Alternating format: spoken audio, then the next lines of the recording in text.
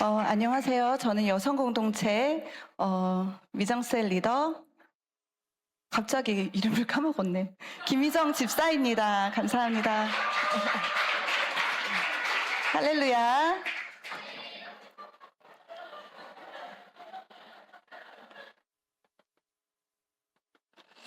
네, 아멘. 옆에 계신 가족들 바라보면서 웃으시면서 인사하도록 하겠습니다. 사랑합니다. 축복합니다.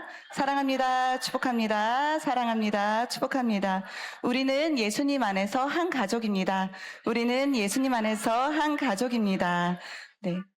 잘 되고 있습니다. 기도하면 됩니다. 잘 되고 있습니다. 기도하면 됩니다. 당신에게 좋은 일이 많이 일어나고 있습니다. 당신에게 좋은 일이 많이 일어나고 있습니다. 올해 우리에게 주신 표어로 한 번 더 인사해 보도록 하겠습니다. 올해 표어는 내 집을 채우라입니다. 한 사람이 2명을 전도하고 정착시켜 하나님의 집을 채우도록 합시다. 올해 표어는 힘차게 구호로 선포하도록 하겠습니다. 준비되셨죠? 아멘. 전하는 사랑, 함께하는 기쁨, 찾아오는 부흥, 우리가 이룹시다. 아멘, 아멘. 네. 네, 아멘, 아멘. 오늘 이 시간도 우리가 부흥을 이루어가는 또 한 걸음이 되기를 소망합니다. 오늘 가정의 달을 맞이하여 삶의 질을 높이고 또 행복을 충만하게 경험하게 하는 소통에 대해서 나눌 수 있는 자리를 허락해 주시고 또 이것 가운데 자리를 내어주신 우리 또 사역자님들 또 우리 목사님 감사합니다. 우선 이 시간이 먼저 나른해진 그런 시간이에요. 저희가 의자도 편안하게 바뀌어가지고 또 몸도 나른해지고 마음도 나른해지는 그런 시간이어서 저희가 조금 깨어보는 시간, 아이스 브레이크 타임을 가져보려고 합니다. 저희 다음 세대의 아이들이 이 시간을 섬겨주실 텐데요. 입장하실 때 큰 박수와 격려 부탁드리겠습니다. 네, 우리 다음 세대 친구들, 우리 아까 연습한 친구들 있죠? 네, 앞으로 나와주시면 됩니다. 앞으로 나와주세요.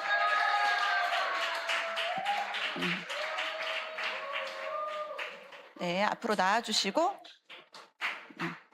자, 우리 여기 서 있는 친구들이 몸으로 말해요 게임이라는 걸 할 거고요. 이 몸으로 말해요 게임은 어떻게 하냐면 제가 제시어를 우리 친구들에게 보여줬을 때 그 한 제시어를 똑같이 표현을 할 거예요. 몸으로. 표현을 했을 때 우리 성도님들이 그 제시어를 맞춰주시면 됩니다. 네, 맞추실 때 꼭 손을 들고 비전! 이렇게 외치셔야지 정답을 말할 수 있는 기회를 드립니다.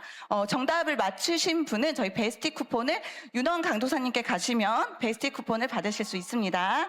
네, 시작해 볼까요?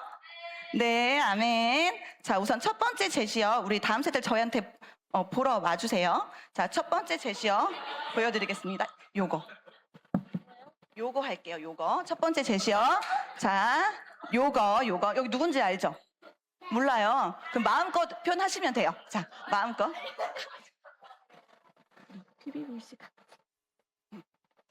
자, 준비 시작.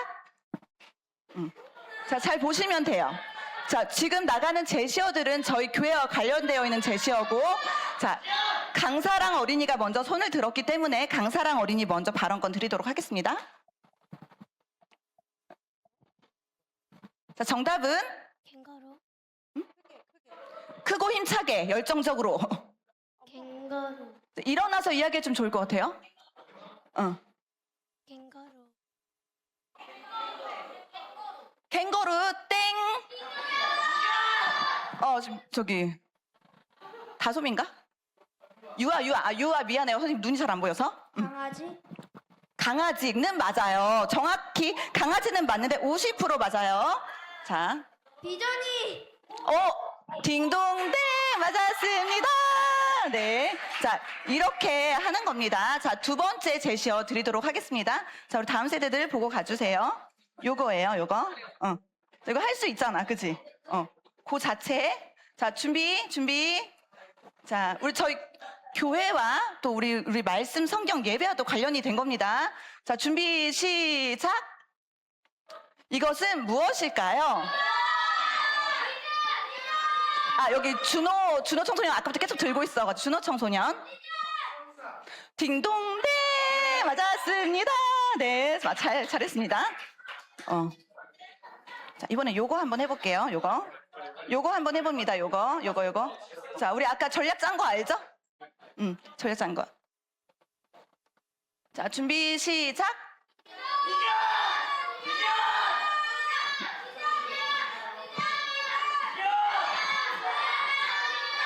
저기 박세현 리더님, 박세현 리더님. 어린이 공동체. 아, 딩동댕 맞았습니다. 네, 어린이 공동체였습니다. 네, 지금 이제 두 문제 남았어요. 우리 집사님, 권사님 요 팀 좀 분발하셔야 될 것 같아요. 저희도 열정적으로다가 가열차게 한번 해보도록 할게요. 자, 이쪽 한번 와보실까요? 여기. 요거 조금 어렵다. 이거 좀 어렵지만 할 수 있는. 자, 각자 자기들이 표현하는 방법으로 하시면 돼요. 자, 회의 끝났으면 준비 시작.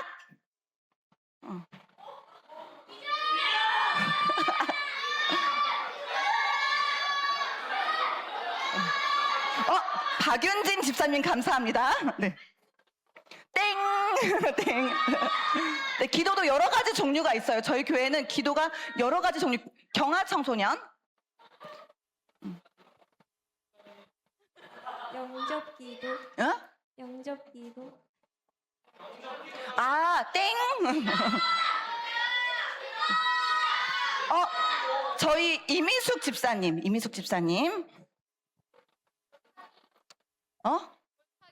자, 우리 표현이 조금 더, 돌파기도 땡! 저기, 표현을 조금 수정해주세요. 표현을 좀 수정하게. 자, 수정해서. 자, 여기 간절하네, 여기. 저기, 하온이. 하온이. 하온 어린이 이야기해주세요. 축복기도, 저기, 지금 기도 다 나왔는데, 안 나온 기도 하나 있어요. 안 나온 기도. 저기 성은 집사님. 아, 그래요. 죄송해요. 그쪽 제 꼴, 중보기도. 땡! 여기 우리 영희 집사님. 땡! 정말, 이거 하나 진짜 안 나온 거 한 가지. 그거. 다연 어린이? 응. 다연 어린이 무엇일까요, 과연? 네, 알겠어요. 가열차게 또 하고 있는데. 성경충만. 성령 충만, 땡! 여기, 저 김계식 권사님. 뭔가 지금 돌파기도 아까 나왔는데, 땡! 명현 청소년? 죄송해요. 명현 리더님? 방언기도. 정말 땡! 아니, 우리가 이렇게 기도 종류가 이렇게 많았다니. 윤민 청소년, 미안해요. 뭐라고요? 딩동댕! 잠깐만. 이제 마지막 문제여서 제가, 요거 우리 할 수 있을까? 물세례? 그거 좀 너무 어려워. 이게 이제 마지막 문제는 요걸로 해줘야 돼요. 우리 마지막에 맞춰봤던 거 있잖아. 마지막 문제 요걸로 할게요. 알죠? 우리 아까 했잖아. 그치? 요거.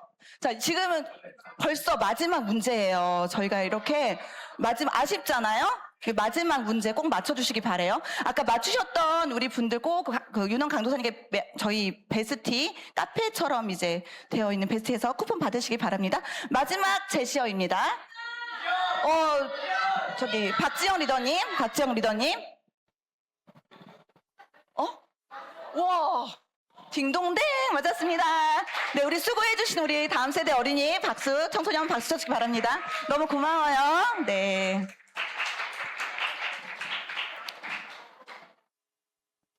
네, 저희가 하나를 보더라도 이렇게 다양한 관점과 다양한 생각을 가지고 있어요. 근데 여기서 제일 문제는 뭐냐면 나 생각하기 싫어. 생각이 안 나. 에라 모르겠다. 이렇게 하면 소통의 가장 큰 장애물, 걸림돌, 정말 오해를 낳고 섭섭함과 이런 모든 것들에 그 중심이 생길 수가 있어요. 그래서 소통을 할 때는 에너지가 필요합니다. 에너지가 필요하고 배려하는 마음도 있어야 되고 또 어느 정도 경청하는 자세, 인내심도 필요한 게 또 소통이라고 할 수 있습니다. 오늘 이 게임을 통해서 조금 느낌이 오죠? 제가 무슨 말을 할 건지.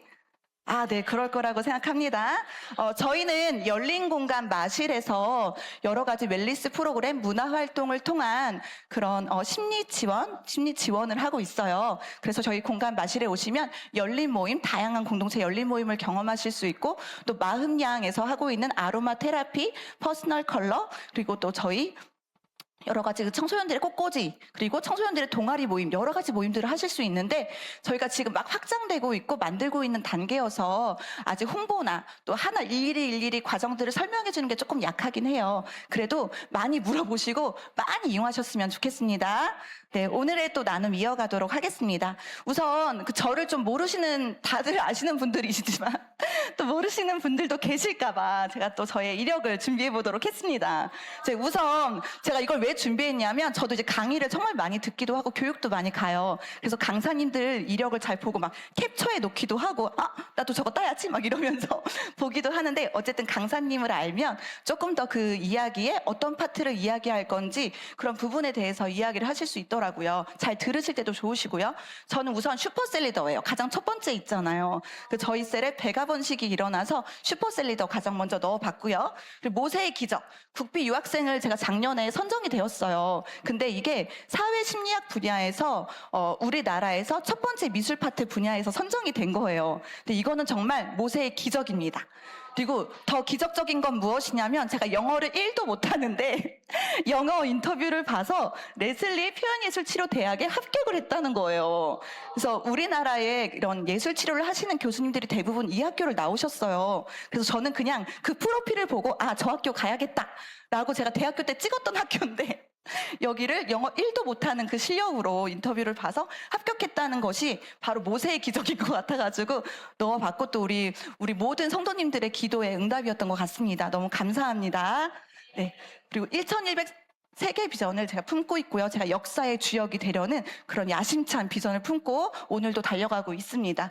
여기 위에는 이제 제가 마실 열린 모임을 하다 보니까 심리진단이 좀 필요하겠다 싶어가지고 임상심리사를 준비해서 따게 됐어요. 그리고 또 저는 또 세이브 칠드런 장애 아동들을 주로 보고 있는데 그 장애 아동들에게는 학습 상담이 되게 중요해요. 느린 학습자거든요. 그래서 학습 상담 그 전문가 그리고 ADHD, 자폐 이런 스펙트럼들을 또 분류할 수 있는 그런 부분들에 대해서 알아야겠다 싶어서 교육을 받고 또 그 분야를 준비하다 보니까 그냥 이력이 한 줄 생겨버렸어요. 그리고 근로복지넷은 우리 그 근로를 하고 계시는 분들이 무료로 이런 고용노동부에서 서비스를 이용하실 수 있는 그런 프로그램이니까 이 부분도 우리 해당되시는 분들은 이용하셨으면 좋겠습니다. 네, 이렇게 해서 또 무엇보다 저희 그 마실 공동체가 저는 가장 재미있어하고 제가 애정하는 그런 공간입니다. 네, 다음으로 넘겨주시면 좋을 것 같습니다. 오늘은 이렇게 여러 가지 목차가 있지만 제가 이 부분 파트마다 조금 더 쉽고 간략하게 또 우리 모든 온 가족들이 이 부분에 대해서 조금 더 도움이 되실 수 있도록 안내를 해드리도록 하겠습니다.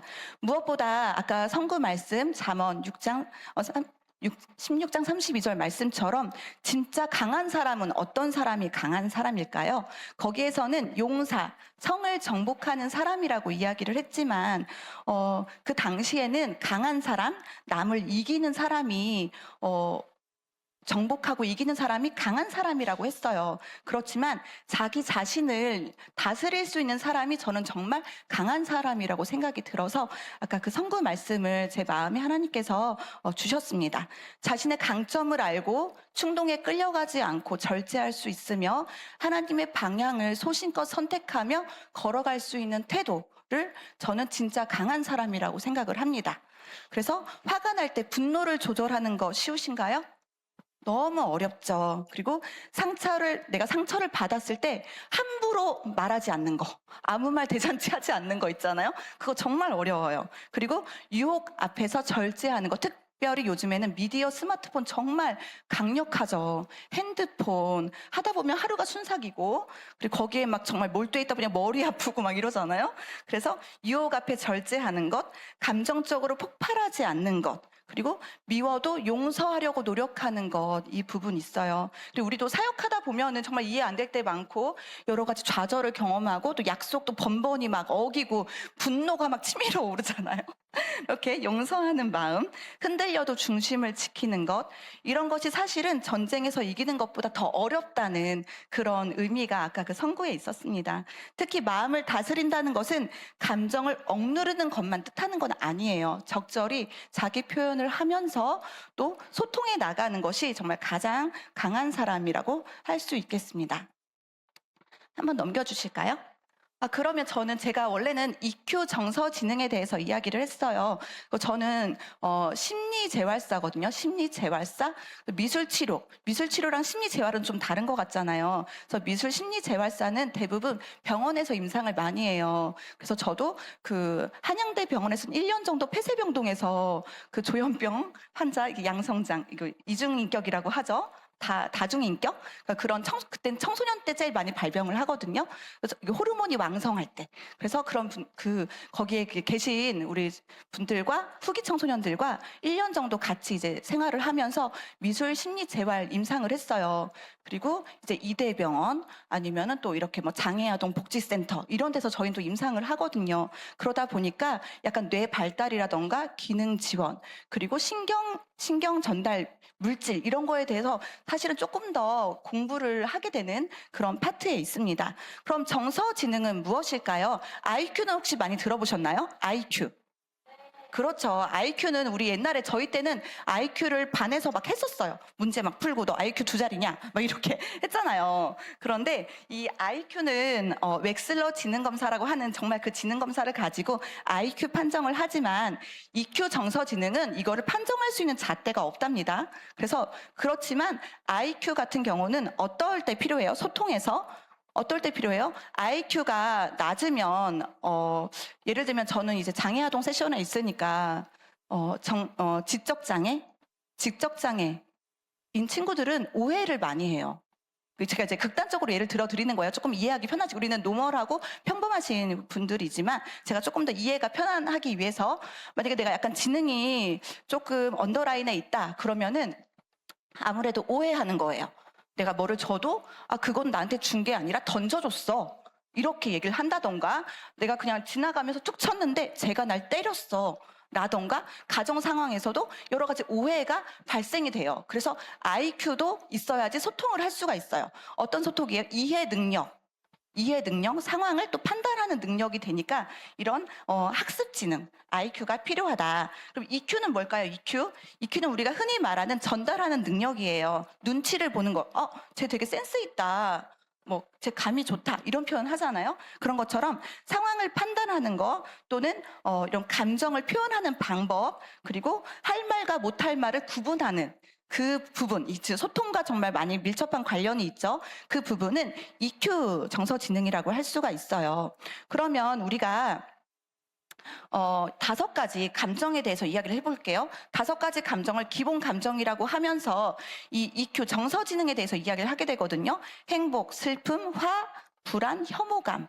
이렇게 5가지 그런 기본 감정을 가지고 이야기를 하는데 화를 내는 거는 순식간이에요.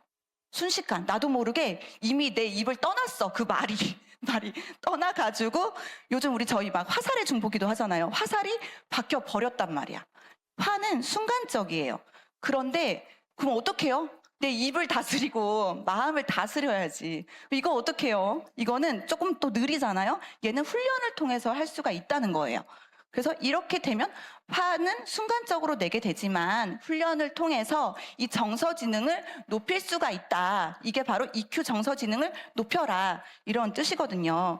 그래서 정서적 정보를 처리하는 능력을 높여야 됩니다. 이 정서적 능력을 처리하는 능력은 5가지 감정을 다스릴 수 있는 그런 능력을 뜻합니다. 예를 들면 우리가 막 애기가 울어요. 왜 울어? 도대체 왜 울어? 말을 해야 알지. 이거 어때요? 이거 딱 봐도 감정과 정서지능 EQ가 조금 점수가 낮을 것 같죠? 그리고 너 짜증내면 엄마한테 혼나? 이런 말 들어본 적 있어요? 너 한 번만 더 그러면 엄마한테 혼나? 이런 말 하죠. 그리고 야 너가 선택한 거잖아. 그럼 네가 알아서 해야지. 네가 그런 거잖아. 이런 말 있죠. 이거 정서지능을 이제 깎아먹는 그런 멘트들 이런 거에 대해서 이제 앞으로 조금 더 자세히 한번 다뤄보도록 할게요. 우리가 소통이 안 되면 고통이 오게 돼요. 너무 고통스럽고 정말 심장이 무너져 내리고 답답하고 그런 억울한 마음 들고 이렇죠. 소통이 막히면 고통이 오기 때문에 그래요. 그럼 가장 중요한 소통이 잘 되면 뭐가 가장 좋아요? 행복 지수가 올라가게 돼 있어요. 우리가 행복하려면 돈이 많아야 되고 예뻐야 되고 몸매도 좀 좋아야 되고 좋은 직장, 좋은 학벌이 있어야 난 행복할 수 있어. 우리 자녀가 좀 잘 되고 어디 가서 좀 자랑도 좀 할 수 있고 뭐 좋은 아파트 살고 이래야 난 좀 행복할 것 같아라고 생각할 수 있을지 모르겠지만 요즘 저희 이런 심리치료사들한테 가장 이슈가 되고 있는 연구가 있는데 하버드의 성인 발달 연구라는 게 있어요. 거기에서 행복한 사람은 무엇으로 사는가 막 이런 연구 하거든요. 거기에 행복의 가장 80% 이상을 차지하는 것이 소통, 관계를 맺는 능력이라고 이야기를 하고 있습니다. 그래서 오늘은 이 정서지능에 대해서 이야기를 하기 전에 제가 또 표현예술치료 되게 관심 많잖아요. 미술치료도 하고 그래서 오늘은 잠깐 이런 드로잉을 조금 해보는 시간을 갖도록 할 거예요. 그래서 색연필이랑 종이 워크지를 나누어 드릴 텐데 이거 뭐 제가 볼 것도 아니고 그리고 그냥 한번 해보시는 거예요. 그러니까 너무 부담 갖지 마시고 저희 안내에 따라서 지금 여기 우리 그 리더님들이 나눠주시잖아요. 그걸 한 장 받으시면 돼요. 한 장. 그리고 색연필도 나눠 드릴 거예요. 색연필도 한 자루만 나눠 드릴 텐데 그걸 이제 받고 일단 계세요. 그 저희 안내에 따라서 저희가 한번 먼저 감정을 인식하는 활동을 이거 레크레이션 활동을 좀 해보도록 하겠습니다. 이 소통의 능력에서 가장 중요한 것이 바로 자기 감정을 인식하는 거예요. 자기 감정을 인식하기 위해서 우리 젊으신 분들은 뭘 많이 하냐면 명상, 요가, 필라테스 이런 거 많이 하시죠. 이게 최근에 상당히 많이 유행이 됐어요. 약간 고요하게 운동, 신체를 움직이면서 릴렉스하게 음악을 들으면서 나를 온전히 느끼는 그 시간. 이게 또 감정 인식의 하나의 또 문화적 방법이거든요. 뭐 여러 가지 감정을 인식하는 방법들이 있겠지만 또 그림을 그리시는 분들도 있고, 그래서 오늘은 또 드로잉을 통해서 조금 맛보기로 한번 또 우리 감정을 인식해보는 시간을 갖도록 하려고 합니다. 자, 우리 워크지를 받으신 분들은 거기에 이제 안내 제가 써놨거든요. 나의 마음으로 드로잉이라는 제목을 또 멋지게 지어보았어요. 여기 나의 손을 따라 그려보세요 라는 안내 멘트 있고, 손은 우리를 가장 많이 도와주는 신체이기도 합니다. 우리가 어렸을 때는 작은 손을 갖고 있고 또 어른이 되었을 때는 큰 손을 가지고 있어요. 근데 여러분 지금 제가 이제 그림을 드리면은 이제 많이 좀 긴장을 하세요. 아, 미정 선생님이 내 심리를 알아보려나 보다. 나의 무의식을 파헤치려나 보다 이러시는데 하나님도 인격적이신 분이시고 저희도 윤리 규정이라는 게 있습니다, 여러분. 그리고 제가 또 일일이 다니려면 또 시간이 너무 오래 걸리기도 하고 오늘은 그냥 그려보고 끝나요. 해석이 없어요. 그냥 편하게 그리시면 돼요. 그리고 감정 표현을 도와주는 곳이 또 손이기도 하고요. 수화로 이야기를 못 하시는 분들은 수화를 통해서 막 언어 전달을 하는 곳이기도 하잖아요. 누군가와 연결되는 손을 뭐 깍지로 잡느냐, 왼손을 위로 잡느냐, 오른손을 위로 잡느냐, 막 이러면서 우리 또 청소년 친구들은 손을 잡는 방법에 따라서 또 친구와 우정 테스트도 하고 막 그러잖아요. 그래서 누군가와 연결되는 중요한 부분이기도 해요. 이 드로잉 작업은 정답이 없고요. 또 잘하고 못하고의 기준도 없어요. 자유롭게 느껴지는 대로 작업을 해주시면 됩니다. 색연필을 드렸어요. 그 색연필로 내 손을 얹어가지고 이렇게 따라서 그리시면 됩니다. 근데 어떻게 그리든 다 자유세요. 뭐 옆 친구와 나는 합동작품 하겠다. 우리는 뭐 명작을 그려보겠다. 나는 뭐 네일아트 좀 관심 있다. 손바닥 안에 뭐 또 작은 정원을 만들고 싶다. 뭐 뭐든지 다 자유세요. 마음껏 그냥 하시고 싶으신 대로. 나는 뭐 손 그리기 싫다. 안 그리셔도 되고 뭐 다른 거 그리셔도 되고 뭐 상관이 없습니다. 자, 그렇지만 저희가 그림을 그리고 드로잉을 할 때는 웬만하면 말을 안 하시는 게 좋아요. 우리가 언어를 사용하게 되면은 저희는 이런 감정적인 부분들 그리고 뭔가 느낌이 오는 이런 부분들 운해를 사용하지만 언어를 쓰고 그리고 우리가 말을 하기 시작하면 반대쪽 뇌가 막 이성의 뇌가 움직이기 시작을 해요. 그래서 뭔가를 느끼고자 할 때 내가 온전히 혼자서 집중하고 싶을 때 뭔가를 몰두하는 일들을 할 때 그리고 내 감정은 또 안에 있잖아요. 또 말로 표현하기 어렵고 이럴 때는 그 상황, 그 작업, 그 스케치 내가 그리는 선들에 집중하시면서 작업을 하시면 조금 더 이 다음에 감정을 인식하는 활동이 잘 이해가 되실 수 있을 것 같습니다. 혹시 색연필을 못 받으셨거나 워크지가 없으신 분들은 이야기를 해주시고요. 조금 더 추가해주고 싶거나 아니면 조금 더 그림을 그리고 싶다 하시는 분들은 더 추가하셔도 되고, 이게 근데 그렇게 오래 걸리는 활동은 아니어가지고 제가 1분 뒤에 마무리하도록 하겠습니다. 이 워크지에 있는 드로잉을 하실 때 손에 대해서 집중해 보세요. 아, 내가 나의 손을 이렇게 그리면서 바라본 적이 있을까? 내 손은 나에게 어떤 의미를 갖고 있을까? 나의 손에 대해서 집중하시면서 한번 그려보시면 좋을 것 같습니다. 아, 아기였을 때는 정말 작은 손을 갖고 있었는데, 지금은 또 이제 손이 커지기도 하고 좀 거칠어진 것 같기도 하다. 또 손을 보시면서 어떤 생각이 들어요? 그리고 또 마음속으로 하는 거니까 내 손한테 말을 걸어주셔도 좋아요. 제가 이 작업을 어르신들이랑 해본 적이 있어요. 그래서 어르신들에게 똑같이 워크지 드리면서 이렇게 그리는 걸 설명을 해드렸거든요. 근데 그때는 이제 어르신들이랑 손이랑 대화하기를 했어요. 나의 손과 대화하기. 또 그때 가족 프로그램은 또 서로의 손을 보면서 이야기하기. 이런 프로그램 했었거든요. 근데 어르신들은 나의 손을 이렇게 보시면서 아, 손아 정말 고맙다 이렇게 이야기를 하시더라고요. 근데 저도 제 손을 볼 때 제가 이 손으로 정말 많은 그림을 그렸잖아요. 연습도 많이 하고 막 그랬었는데 수고해준 내 손한테 고마운 마음 들더라고요. 그리고 또 고생시킨 또 미안함 있잖아요. 우리 청소년들 핸드폰 내가 들기 싫다고 했는데 자꾸 핸드폰 들려주고. 그렇죠. 내 손에 대해서 한번 집중해 보시면서 또 마음속으로 말도 걸어 보시고, 아, 내가 여기 이렇게 마디가 여기 옆에가 톡 튀어나오는지 몰랐다. 이렇게 조금 한번 인식해 보시면서.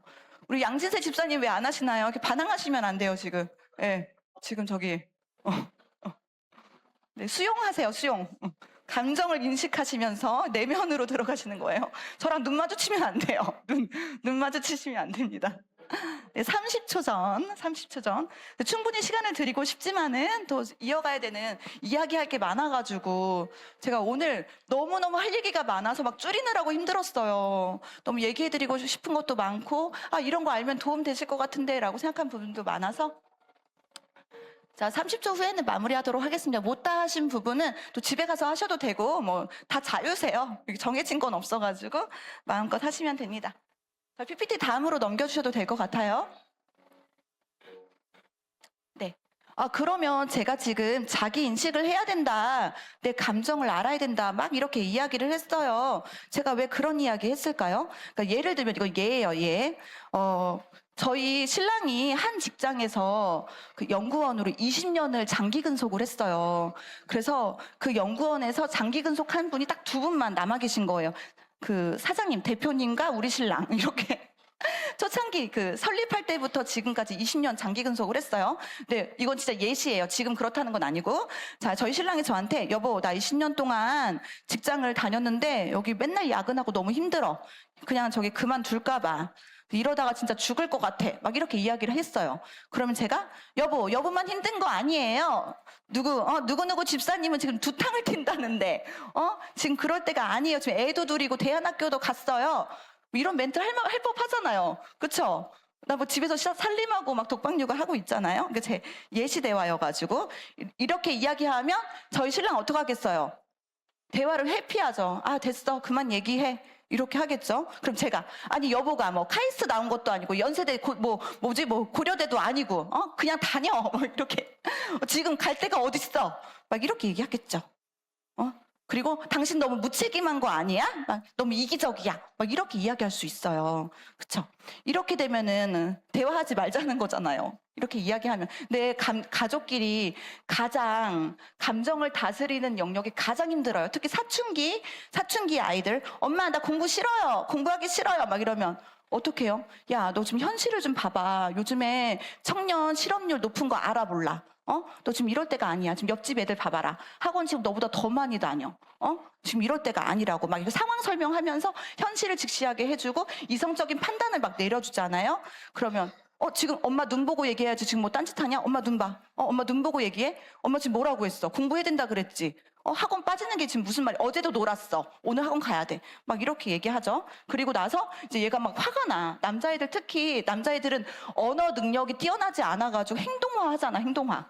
문 쾅 닫고 가던가, 아이씨, 막 이런 말 한단 말이에요. 그러면 어떻게 또 엄마가, 너 지금 엄마한테 뭐라고 했어? 예쁜 말 하라 그랬지? 일로 와봐. 지금 어른한테 어떻게 이제 훈육, 태도에 대한 훈육 들어가요. 그쵸? 그때부터. 지금 네 태도를 봐봐. 생각은 태도를 만들어. 태도는 인생이 되는 거지. 지금 이거 뭐 하는 짓이야? 뭐 이렇게. 지혜사모님이랑 상담할 거야? 뭐 이렇게 된단 말이에요. 자, 이거 뭐예요? 이거 소통하지 말자는 거잖아. 그런데 여기에서 가장 중요한 포인트 있어요. 가족들끼리 감정을 인식하고 감정을 이야기할 때 가장 중요한 핵포인트 뭐예요? 우리가 내 마음을 이야기한다, 고민을 이야기한다 할 때 누구한테 이야기하고 싶어요? 우리 저기 편의점 알바생한테 이야기하러 가나?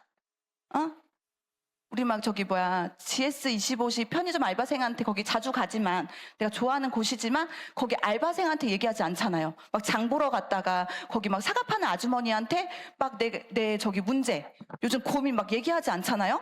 여기 문방구, 두리 문방구 사장님한테 고민 얘기하지 않는단 말이에요. 가족한테 정말 내가 그렇게 고민하고 있는 거를 얘기하는 거예요. 왜냐하면 그 가족과 관계가 되어 있기 때문에, 그리고 내 마음을 위로받고 싶고 내 마음을 좀 알아줬으면 좋겠다 이런 마음으로 얘기하는 거거든요. 그래서 이게 포인트야. 현실을 직시하자 이게 아니라, 지금 여보가 나한테 힘들다고 말하는 거구나. 이게 인식이에요. 인식. 지금 이거는 내 감정은 아니지만 상대방이 말한 그 감정을 인식한 거잖아요. 그래서 이거를 잊어버릴 때가 많다는 거죠. 왜냐하면 내가 그 대사 있죠, 대사. 직장을 그만두겠다. 이러다 죽을 것 같다. 우리 집은 생계가 끝난다. 이런 막 이성적인 판단으로 인해서 감정을 읽어줄 수 있는 마음의 여유 상태가 안 되지만 훈련을 해야 된다는 거야. 가족은 나에게 공감받길 원하는구나. 이걸 이제 바이블처럼 외우셔가지고 가족과 대화할 때는 이거를 기본으로 감정 인식을 하고 들어가야 된다라는 게 지금 왜 내 감정을 자기 인식을 해야 하나요? 이 부분인데, 왜 자기 인식이냐? 내 감정을 인식하지 못하면 남의 감정도 인식할 수가 없어요. 나를 모르면 너를 모르잖아요. 그래서 자기 감정을 인식하고 깨닫는 것이 중요합니다. 네. 그리고 이건 예시예요. 예시인데 청소년이나 또는 여자친구들 같은 경우는 기질적으로 예민할 수가 있어요. 특히 음악하는 친구들, 이렇게 소리에 또 예민한 친구, 시각적으로 예민한 친구들 있죠. 근데 이 친구들은 이야기를 하거나 깨울 때 방법이 좀 달라져야 돼요. 예를 들면 지금 여기 저희 지우가 안 와가지고 우리 지우가 좀 소리에 예민하거든요. 그래서 제가 며칠 동거동락하면서 우리 지우를 보니까 아침에 아이들이 막 큰 소리 내거나 막 소리를 크게 해가지고 깨우는 걸 상당히 싫어하고 짜증을 내고 시작을 해요. 근데 이런 친구들은 예민한 거예요. 저희가 장애 아동을 계속 이야기해서 죄송하지만 다리가 불편하신 분이 있어요. 그리고 또는 나는 이쪽 어깨가 좀 아파. 그리고 또 어떤 친구는 나는 귀가 좀 약해가지고 크게 소리를 내는 게 불편해. 싫어. 그리고 내가 한쪽 눈 시력이 약해가지고 걸어갈 때 자꾸 이렇게 눈을 한쪽으로 보고 막 이렇게 가는 경향이 있어. 이런 분들을 우리가 배려하잖아요.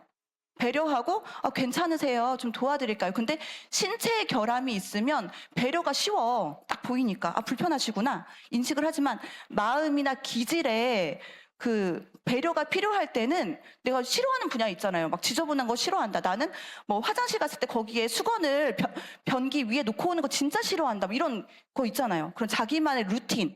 그거를 싫어하는 파트가 있어요. 근데 그 부분은 인정해 주셔야 돼요. 그거부터 인정이 안 되면 이제 소통이 균열이 막 생기는 거예요. 이분은 나를 되게 인정해주지 않는구나. 나를 받아들여주지 않는구나. 약간 벽을 치고 들어가는 그런 포지션이 되는 거예요. 그래서 기질적인 부분들이 어떤 부분들이 있는지 굳이 그거를 해가지고 소통을 깰 필요는 없잖아요. 인정하고. 예전에 저희 PBOC 담임 목사님께서 치약 짜는 사건, 정말 제가 100번도 더 들은 것 같아요. 위에서 자르냐 밑에서 자르냐 가운데서 쭉 자르냐. 이거 또 저기 성향이시잖아요. 편하게 쓰다가 나중에 짤짤이로 짜가지고 쓰겠다. 뭐 이렇게 그쵸? 그래서 그렇게 인정하고 들어가야 되는 부분들이 어느 정도는 있다라는 부분들 또는 나를 인정해 줄 수 있도록 내 마음을 표현해야 되는 파트가 또 있다. 아, 나는 이런 부분들을 좀 싫어해. 그래서 이런 부분들은 좀 이해해 줬으면 좋겠어. 이렇게 또 표현하는 파트가 있어요. 자, 두 번째 파트 한번 넘겨주실 수 있을까요? 여기는 제가 다 이야기를 드릴 수가 없고 이야기 드리고 싶은 파트를 한 네모당 하나씩 제가 정했어요. 그래서 첫 번째 파트는 부정적인 감정을 조절하는 기법이에요. 부정적 감정, 사실 감정은 좋고 나쁘가 없어요. 긍정, 부정이 없어요. 다 옳고 좋은 감정이고 다 우리가 그것들을 다 느껴야지 사람이죠. 우리가 사람이니까 느끼는 거잖아요. 느낄 수 있는 감정들, 아까 5가지 감정이 있는 것처럼. 근데 부정적인 감정을 조절하는 기법은 어떤 거예요? 예를 들면, 제가 오늘 여기 이 소통에 대해서 또 이야기 드리러 올라왔지만, 또 여러분들이 계시고, 이게 저를 바라보시는 이 눈빛들을 마주할 때 너무 긴장이 되고 떨리고 제 이름조차 까먹었다. 이런 상황들이 벌어질 수 있어요. 근데 이런 거를 여기서는 그냥 편하게 부정적 감정이라고 표현을 한 거예요. 내가 면접 보러 갈 때 긴장되는 마음. 엄청 제가 국비유학 이거 면접 보러 갈 때 무슨 뭐죠? 이거 뭐 CA 요원처럼 저를 막 데리고 엄청 미로석을 가면서 막 몇 층 올라가나 봐요. 거기다가 저를 데려다 놓고 또 그분이 막 가시고 서치품 검사 막 하시고 그러는 거예요. 진짜 무서웠어요. 뭐 간첩된 기분? 그런 기분이 무섭잖아요. 그때 이제 심장이 제가 웬만하면 잘 안 떠는데 너무 심장이 막 떨리더라고요. 근데 이럴 때 어떻게 하냐? 첫 번째 보면 심호흡 진정하기인데 이건 제가 정말 많이 효과를 본 방법이기 때문에 우리 어르신들 막 심장 떨리는 그런 소식들 막 들으실 때 있잖아요. 이때 우리의 모든 몸 상태는 어떻게 돼? 굳어요. 생각도 굳고 몸도 굳고 막 어떻게 할 바를 몰라. 손도 막 떨리잖아. 내 맘대로 안 돼. 내 몸이 내 맘대로 안 돼요. 그럴 때 유일하게 내 이야기를 듣는 신체 부위가 어디냐? 심호흡, 폐, 심장, 이 파트는 유일하게 내가 조절할 수 있는 능력이에요. 우리가 부정적인 감정, 긴장이 되면 막 화가 극도로 치밀어 오르면은 뭐 때문에 가장 두렵냐면 내가 조절이 안 될까 봐. 뚜껑이 열려버릴까 봐. 나의 제3의 인격이 막 나타날까 봐. 그쵸? 그리고 그래서 관계를 파괴할까 봐 두렵거든요. 그리고 어쨌든 내가 조절이 안 되니까 자기 조절 능력을 잃어버려서 불안한 거예요. 이럴 때 심호흡을 하는 거예요. 내 마음대로 되는 게 하나는 있구나 하면서 심호흡에 집중하시면서 심호흡을 크게 들이쉬고 어떻게 해요? 내쉴 때 천천히 10번에 나누어 가지고 내쉬어라라고 하는 게 왜 그러냐면 우리의 몸은 좀 바보 같은 부분들이 있어요. 그래서 내가 심장이 불안하고 너무 떨리고 너무 화가 나고 너무 분노에 차오르면 어떻게 돼? 심장이 막 요동치잖아. 막 두근두근 뇌까지 막 울리는 기분이 든 그런 느낌 있나요? 연애하실 때도 그렇지 않아요? 막 두근두근두근 막 이렇게 된단 말이에요. 그때 심호흡을 하시는 거예요. 심호흡을 천천히 하시면서 내 심장은 지금 떨지 않는다. 내 심장은 평안하다. 이렇게 속이는 거야. 뇌속임 하는 거예요. 뇌속임. 그러면 정말 심장이 진정이 돼요. 그러면서 그때 가장 중요한 게 뭐예요? 우리가 충동을 조절할 수 없을 때는 편도체가 움직여요. 근데 우리가 지금 얘기하는 전전두엽 다시죠. 전전두엽. 긴장한 상태는 편도체인데 우리가 심장이 정지가 되면 심장이 고요해지면 그때부터는 전두엽으로 생각을 할 수가 있어. 그러면서 조절 능력이 되는 거예요. 전전두엽이 있어야 조절 능력이 되거든요. 그래서 불안하거나 긴장되거나 화가 극도로 치밀어 오를 때는 심호흡을 하셔라. 충분히 한 10분 정도 충분히 심호흡을 하시면서 조절 능력을 되찾으시는 거예요. 네, 그 방법 심호흡 진정하기 제가 지금 이야기 드렸고요. 두 번째 네모에 보면 규칙적인 운동 그리고 취미 활동 즐기기 넣었어요. 우리가 이건 스트레스 관리법이거든요. 감정을 다스리려면 우리 몸이 고요한 상태가 돼야 돼요. 그래서 부정적인 감정을 조절하고 스트레스를 관리하고 분노 좌절을 다루며 긍정적 마인드셋을 만들기 이런 부분들을 가지고 있는 분들은 감정 조절, 정서 관리를 잘 하실 수 있는 이거 뭐죠? 뭘 장착해? 아이템을 장착하고 계신 거예요. 스트레스 관리하는 규칙적인 운동이 있는데 우울증을 갖고 계시거나 혹은 제가 생명의 전화에서 생명의 전화에서 파일럿 강사로 그때 광운대랑 한신대인가? 거기에서 이제 파일럿 강사로 미술치료 프로그램을 한 적이 있었어요. 근데 그게 나를 케어라는 프로그램이었고 요즘에 자해하는 청소년들 많으시죠? 자해. 또 내가 죽지 못해 산다. 나 진짜 하루하루 죽게 해달라는 게 내 기도 제목이었다. 나 진짜 죽고 싶을 때가 있었다. 이런 생각들 해보셨을 거예요. 그랬을 때 저희가 이야기해주는 솔루션 중에 규칙적인 운동이 있는데 이 규칙적인 운동은 내 심장이 뛰는 빨리빨리 뛸 수 있는 운동을 30분 정도는 하셔라. 이렇게 이야기를 해요. 땀이 나는 운동을 30분 정도 하셔라. 이렇게 이야기를 해드리는데 뭐 개인마다 운동량 다르니까 다 다르겠죠. 저는 윗몸 일으키기 5번만 해도 막 땀이 나요. 그 개인의 체력은 다 다르시니까 어쨌든 개인의 기준에 맞춰서 규칙적인 운동을 하는데 이 규칙적인 운동을 할 때 우리 몸에 긍정의 호르몬이 막 생겨요. 그러면서 긍정감이 막 생기는 거죠. 그래서 이 운동을 하는 거 에너지가 또 표출이 되잖아. 에너지를 방출할 수 있거든요. 특히 우리 또 막 혈기왕성한 청소년들은 에너지를 방출해줘야 돼서 운동을 필수적으로 하셔야 되잖아요. 그런 것처럼 우리 감정의 에너지도 방출을 할 수 있는 효과적인 아이템이에요. 그리고 취미 활동 즐기기. 취미 활동은 나의 유익과 또는 나의 그런 스펙과 관련이 없는 정말 무해한 그런 취미 활동을 즐기시기를 추천드리고 그리고 내가 잘하는 걸 하지 마시고 못하는 걸 하세요. 못하는 거. 내가 뭐 조금 관심은 있었으나 잘 못하는 거, 안 해본 거 그런 것들 새로운 경험을 시도해 보시는 그런 취미 활동을 너무 추천드리고 싶어요. 그랬을 때 제가 또 익숙한 걸 하게 되면 익숙한 감정에 집중을 하지만 새로운 걸 하게 되면 내 감정이 환기가 되면서 막 그거 하느라 정신 없잖아요. 그렇게 취미 활동을 좀 즐기시는 거, 뭔가를 배우시는 거를 좀 추천을 드리고 싶습니다. 분노와 좌절 다루기에서는 타임아웃. 우리 오은영 박사가 타임아웃을 그렇게 잘하시죠. 타임아웃 어떻게 하는 거예요? 아이가 막 주체를 못할 때 꽉 안고 있는 거. 이거 타임아웃이잖아요. 아이를 막 꽉 안고 있어. 막 이렇게 막 깍지 끼워가지고 애기가 못 움직이게 이렇게 타임아웃 한단 말이에요. 그런 타임아웃에 대한 이런 기법인데 이 타임아웃은 왜 하는 걸까요?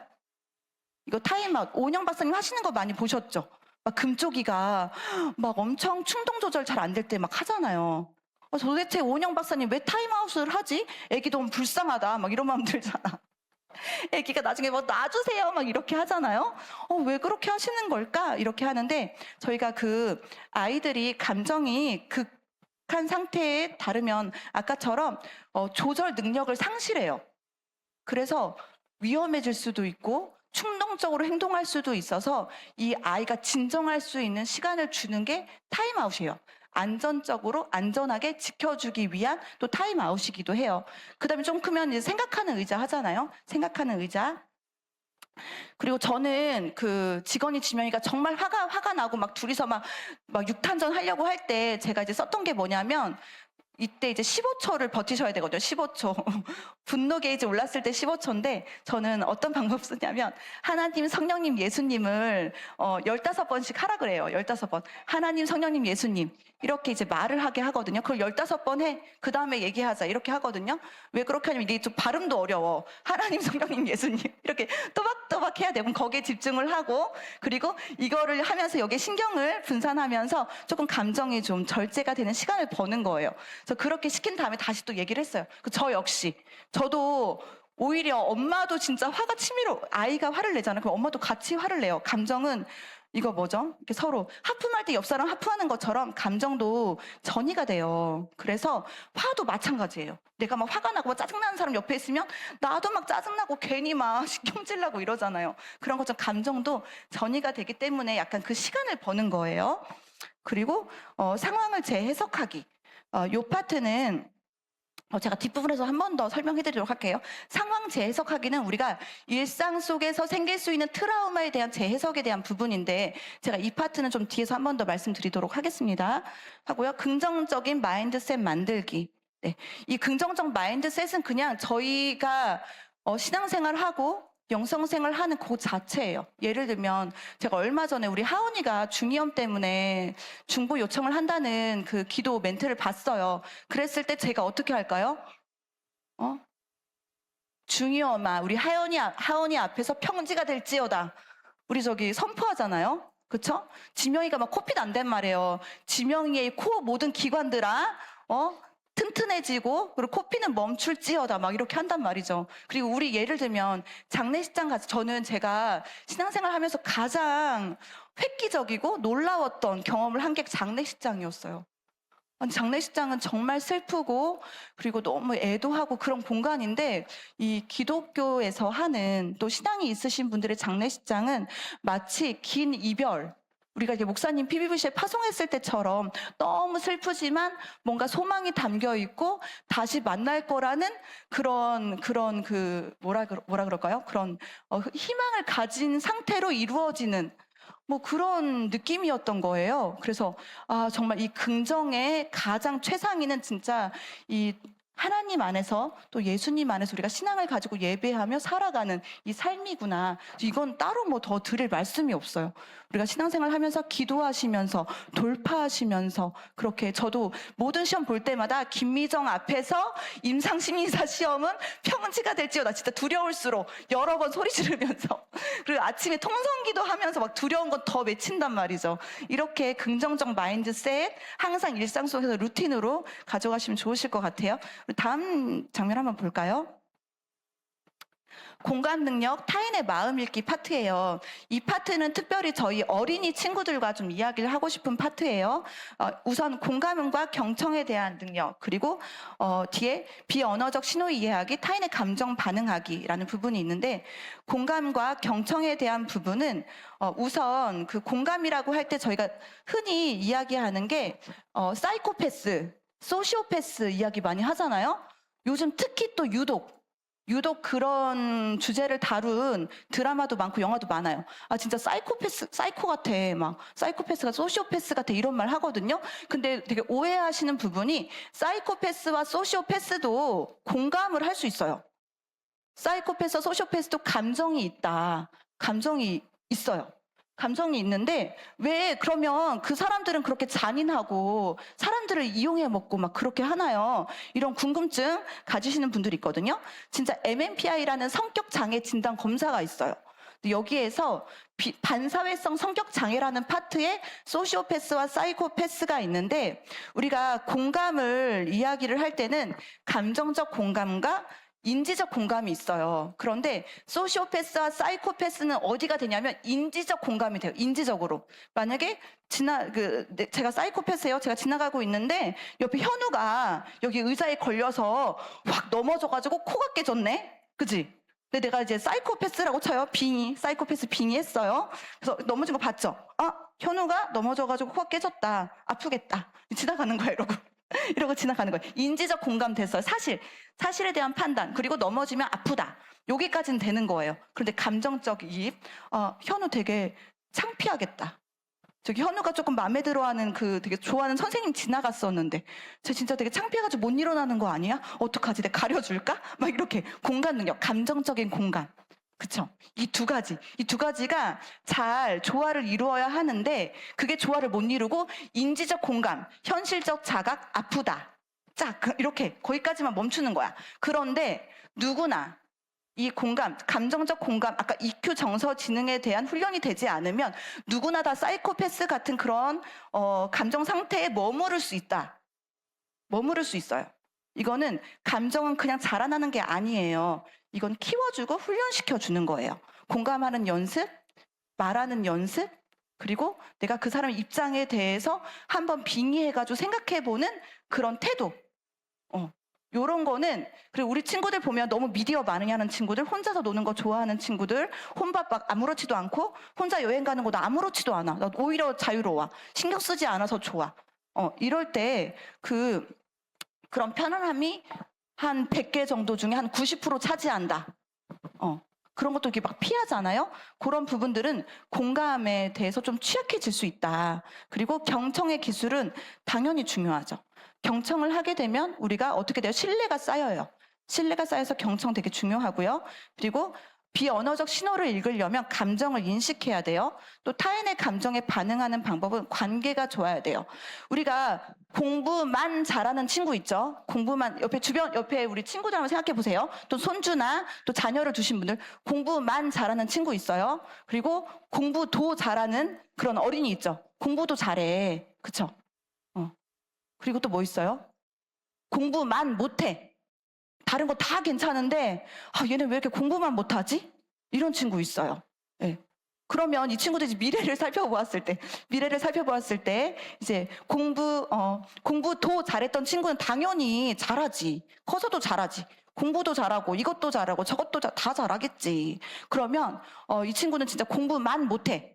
얘도 이제 그 추적 관찰을 해봤더니 얘도 어느 정도 잘 돼. 그냥 자기 앞가림하고 뭐 돈 벌고 그리고 결혼하고 그냥 잘 먹고 잘 사는 평범한 루틴을 보내더라. 그쵸? 그러면 공부만 잘하는 친구 어떻게 돼요? 공부만 잘하는 친구는 조금 긴가민가 하죠. 공부만 잘하는 친구, 이 친구는 이제 앞으로 상당히 많이 좀 걱정이 되고 그리고 높은 자리에 올라갈수록 더 걱정이 되는 그런 케이스가 될 수 있어요. 그래서 우리가 지금 이 감정 인식 능력이 없으면 우리가 다음 세대의 인재가 되고 싶고 차세대의 리더가 돼야 되잖아요. 그럼 이제 앞으로는 더 중요한 게 공감 능력, 타인의 마음 읽기, 자기 인식 이 파트가 될 거예요. 왜냐하면 AI와 미디어가 다 대체할 거니까. 그리고 아까 우리 세린 어린이가 나와서 비전 발표했어요. 비전 발표. 지금 나의 꿈이 뭔가요? 우리 친구들의 미래는 무엇인가요? 저도 계속 꿈을 꿔요. 5년 뒤의 꿈, 10년 뒤의 꿈, 앞으로 내가 50살이 됐을 때, 그리고 60살이 권사님 되면 또 제가 어떤 옷을 입고 있을지, 막 이런 거, 막 디테일하게 정말 그렇게 고민을 해요. 그랬을 때 우리가 비전 발표한 친구들 보면 꿈이 옛날에 명사였죠. 명사, 변호사, 나 의사 될 거야. 선생님 되게 좋아 보인다. 선생님, 파일럿, 비행사, 소방관. 명사였어요. 단어였는데 이제 어떻게 됐어요? 저는 공부를 열심히 해서 일단 공부 열심히 하는 사람, 공부도 잘하는 사람이 되어서 선교사, 명사 나왔죠? 선교사님이 되어가지고 다른 나라에 가서 복음을 전하는 일을 하고 싶어요. 문장이 됐단 말이에요. 명사가 문장이 되려면 여기에 지금 무수히 많은 그런 내포되어 있는 용어들이 있어요. 우리가 잘 되는 아이가 있고 훌륭한 아이가 있어요. 잘 되는 아이는 어떤 아이가 잘 되는 아이예요? 아까처럼 준호는 근데 잘 되는 아이는 아니에요. 조금 이따가 정답 말해줄게요. 네, 잘 되는 아이는 그냥 자기가 공부 열심히 성실하게 잘 해가지고 목표한 학교에 가고 그리고 결혼도 그냥 해가지고 다른 사람한테 피해 끼치지 않고 그냥 사는 사람은 잘된 사람이죠. 잘된 사람. 훌륭한 사람 뭐예요? 훌륭한 어린이. 훌륭한 어린이는 뭐라고 정의를 하냐면 이 아이 덕분에 지역과 국가와 세계가 뭔가 이익을 얻고 있구나. 영향을 받고 있구나 라는 아이가 훌륭한 아이가 되는 거예요. 우리 청년들도 마찬가지예요. 제가 미술치료사가 되겠다는 꿈을 30살에 꿨어요. 10년 동안 공부를 했고 그 다음에 이제 임상을 하면서 여기까지 왔거든요. 30살. 그 전에는 미술관 디자이너가 돼야겠다 명사였다가 하나님을 만나면서 비전을 발견을 하면서 문장으로 바뀐 거예요. 아까 비전 선포식 하는 것처럼 저는 그걸 30살 때 했단 말이죠. 우리 아이들은 지금 하고 있는데 대안학교 너무 훌륭합니다. 그래서 문장으로 바뀐 그 꿈을 이루기 위해서는 앞으로는 공감 능력과 EQ 정서 지능을 높이셔야 IQ를 더해서 EQ가 되면서 앞으로 우리가 이야기하는 IT 인재가 될 수 있는 거예요. 네. 그러면 이 시간에는 한번 공감 능력을 가지고 소통해 보기를 해보도록 할게요. 자, 소통해 보기 연습해 볼까요? 여기 소통의 중요성 있는데 지금 이제 EQ 정서 지능 높이기. EQ 정서 지능을 높이려면 그러면 선생님이 아니구나. 그러면 집사님 EQ 정서 지능은 어떻게 해야지 높아지는 거예요? 저도 정서 지능 높이고 싶어요. 그래서 관계를 맺는 능력. 그리고 특히 우리 셀리더 분들, 전도하시는 분들, 그리고 이제 사역을 담당하시고 계시고 많은 분들을 또 선생님들 많은 분들을 만나시는 분들은 EQ 정서 지능을 높이셔야 하는데 그러면 어떻게 해야 해요? 저도 좀 하고 싶어요. 이런 마음 가지실 수 있잖아요. 또 부부끼리 대화할 때, 손주와 대화할 때도 있고 그랬을 때 어떻게 해야 하냐? 훈련해야죠. 아까 제가 훈련을 통해서 이루어진다고 했잖아요. 그리고 훈련을 왜 하냐? 작은 습관들이 모이면은 내 뇌 구조를 바꿔요. 뇌 구조가 바뀌는 거예요. 그러면서 이 바뀐 구조가 이제 형성이 되고 습관이 되면 그 다음부터는 에너지를 쓰지 않아도 그 공감하는 습관이 나의 분신처럼 내가 되는 거죠. 그래서 억지로라도 그런 것처럼 내가 공감을 하는 사람처럼 연습을 해보겠다. 연습 파트 한번 넘겨주실까요? 자, 이렇게 하는 거예요. 이렇게. 이거 근데 예전에 저희 이제 권 목사님이랑 지혜 사모님 항상 하시는 그 루틴이시거든요. 아이 메시지를 해라. 그리고 감정과 뭐 사실을 이야기해라. 이렇게 하는 거예요. 한번 옆 사람과 인사해 볼게요. 옆 사람과. 나는 요즘 뭐뭐 해서 뭐뭐 했어. 라는 건데 그냥 뭐 상황을 한번 떠올려 보세요. 상황을 한번 떠올려 보시고 나는 요즘 너무 우울해서 뭐 밖에 나가 바람을 쐈더니 마음이 상쾌해지고 도움이 되고 편안해지더라. 뭐 이렇게. 또 감정을 이야기하는 경우가 별로 없고 특히 남자분들은 감정 이야기하는 게 되게 힘들어요. 또 감정에 대한 단어들도 조금 여기 이 파트를 하실 때 생각해 보세요. 내가 감정에 대한 단어를 얼마나 많이 쓰고 있을까? 나 진짜 짜증나. 이런 말로 아이들 퉁치잖아요. 나 정말. 그리고 또 한 단어 있던데, 한 단어. 그리고 유행어 보면 다 이렇게 짧고 그냥 그걸 퉁치는 그런 단어들이 있는데 우리가 언제 이 감정 인식이 잘 되고 감정이 빨리 풀어지냐면 그 감정의 이름을 불러줬을 때 우리가 이렇게 봤을 때 예은아 오늘 진짜 많이 속상했지 아니면 예은아 오늘 너 마음 되게 무안했겠다. 속상함과 무안함 또 다르잖아요. 또 공허함도 말이 달라요. 근데 이런 감정의 언어를 우리가 아이랑 대화를 할 때, 친구와 대화를 할 때, 또는 우리 신랑과 대화를 할 때, 아이들과 대화하고 엄마와 대화를 할 때, 엄마도 자기 감정을 모를 수 있어요. 특히 그 아이 성향 갖고 계신 분들, 이성적이신 분들, 또 그런 직업에 종사하시는 분들은 이성적인 대화, 그리고 뭔가 되게 가성비 있는 그런 대화를 하고 싶어 하시기 때문에 감정을 섞지 않아요. 그런데 감정의 이름을 불러줄 때 그 감정이 인식되고 그 감정이 가라앉으면서 심장이 고요해지고 전두엽, 자기 조절 능력이 생기는 거예요. 그래서 감정의 이름을 불러주는 연습을 한번 해보겠어요.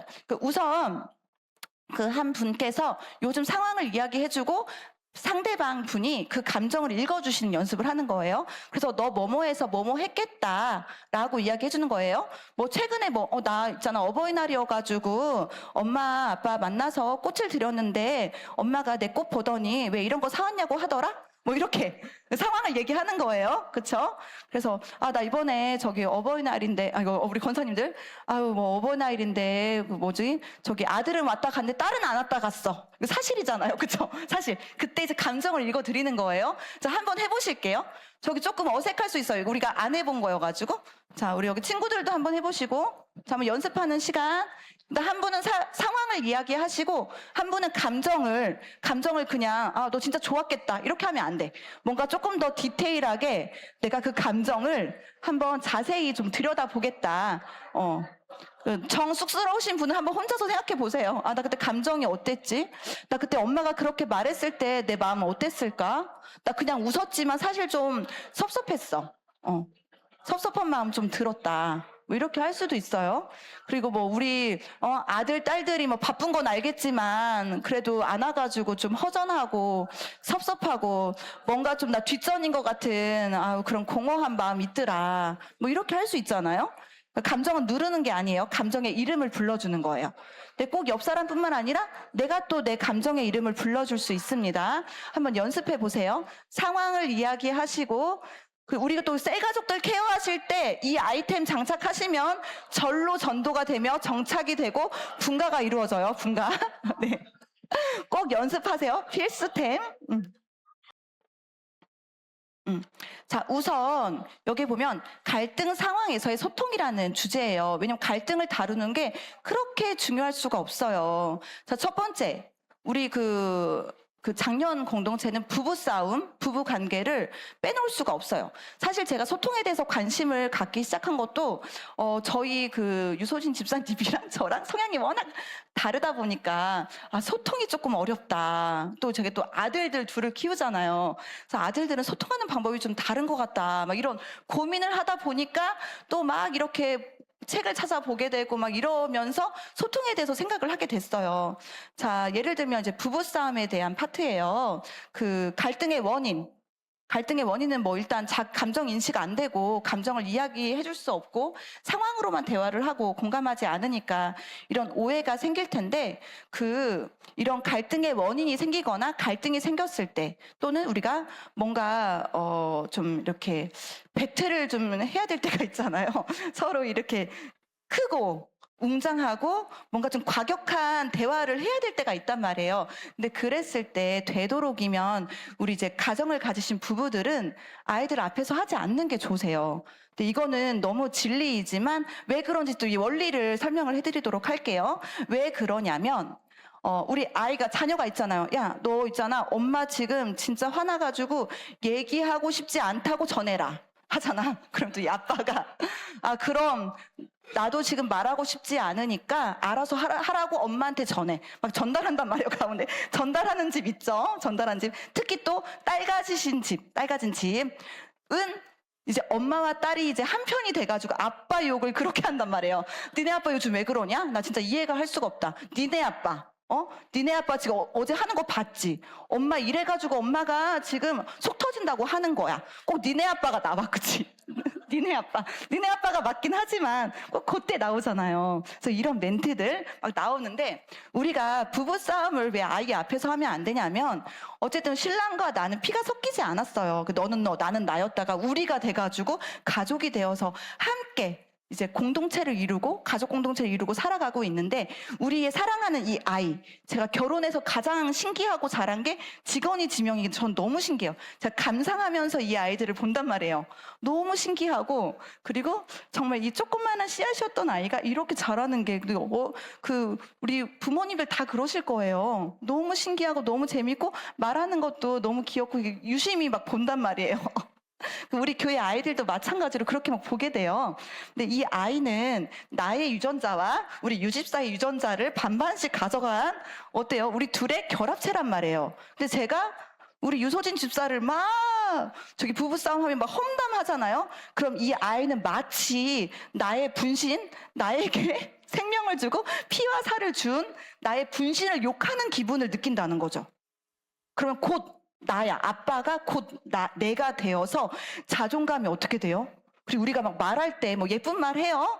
저기 막 아무 말 대잔치 막 하지. 그리고 엄청 막 감정 깎아내리고 막 공격하고 이런 말 하잖아요. 근데 그런 무시하고 막 감정 아프고 마음 아프고 이런 말을 얘가 자기한테 하는 것처럼 듣는다고 생각해봐. 그치? 어른한테 하는 막 그 말을 얘가 듣는 거예요. 그럼 얘네들은 어떻게 되겠어요? 마음이 무너져 내리는 거예요. 그래서 부부의 서로 간의 욕은 아이들 없을 때 해라. 아이들 없을 때 뭐 멱살을 잡으면 안 되겠죠. 아이들 없을 때 크고 시원시원하게 대화해야 되잖아. 근데 아이들 있을 땐 잘 못하니까 밖에 나가셔가지고 뭐 아이들 없는 곳에서 이렇게 큰 소리 내면서 시원하게 싸움하시고 해결하고 들어오시면 돼요. 그래서 아이들 앞에서는 부부싸움은 하지 않는 걸로 그렇게 정리를 해보시면 좋을 거. 만약에 근데 뭐 싸움이 그냥 뭐 우리가 이렇게 예의 갖춰가지고 하나 막 싸움하는 거지. 막 싸움할 때 막 싸움하게 됐어. 싸움을 하게 됐단 말이야. 그럼 사과해야지. 미안한 건 사과하고 그리고 뭐 받아들일 건 딱 삐지고 막 그러지 말고 받아들일 건 받아들이고 왜냐하면 우리 아이를 위해서 그리고 사과하는 모습, 화해하는 모습을 또 보여줘요. 그러면 또 괜찮지. 멋지게 사과하는 모습을 또 보여주시면 좋을 것 같습니다. 이거 부부싸움에 대한 이해 되셨죠? 자, 그리고 그 다음에 이제 감정과 욕구의 전달 있어요. 욕구의 전달. 소통은 뭐예요? 소통이라는 뜻은 저는 그냥 소리가 통하는 것이에요. 소리가 통하는 것, 말소리가 통하는 것. 제주도에 가면, 제가 어제 이야기 들었는데, 제주도에 가면 이 검은색 돌들 있잖아요. 그 현무암? 현무암을 막 이렇게 담벼락에, 제가 어제도 말씀드렸잖아요.